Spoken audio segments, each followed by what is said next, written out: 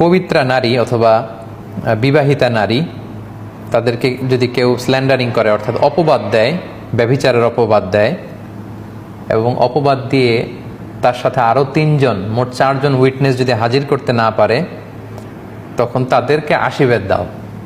এটা হচ্ছে আরেকটা লিগ্যাল রুলিং। তাহলে প্রথমে আমরা জানলাম অবিবাহিত নারী পুরুষ ব্যভিচারে লিপ্ত হলে 100 বেত। আর এখন আরেকটা রুলিং জানলাম যে কেউ যদি কোনো নারী বা পুরুষের বিরুদ্ধে অপবাদ দেয় আর তার কথার পক্ষে 4 জন সাক্ষী হাজির করতে না পারে, তখন তাকে 80 বেত দিতে হবে। ব্যাপারটা খুব ভয়ঙ্কর।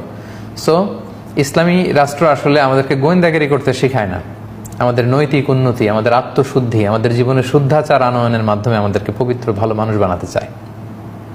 এজন্য এরকম পাপ কাজ যদি আমার চোখে পড়েও যায়, আমি এটা বলতে পারবো না, কারণ আমি আরো 4 জন পাবো কোথায়? 4 জনকে নিয়ে সাক্ষী জোগাড় করবো কিভাবে? এবং এমন যদি হয় যে 4 জন আমরা সরাসরি দেখেছি, কোর্টে সাক্ষী হবে আলাদা আলাদা, আমার কথার সাথে আরেকজনের কথা না মিললে তখন কোর্ট বলবে তোমরা মিথ্যাবাদী, আমাকে 80 বেত আমার পিঠে নিতে হবে। সো এই জন্য কেউ যাতে অন্যের পিছনে লেগে না থাকে এবং এগুলো যাতে বলাবলি করে না বেড়ায়, আল্লাহ তাআলা সতর্ক করে বলেছেন যে কেউ যদি কাউকে অপবাদ দেয় এবং তার পক্ষে 4 সাক্ষী আনতে না পারলে 80 বেত দাও।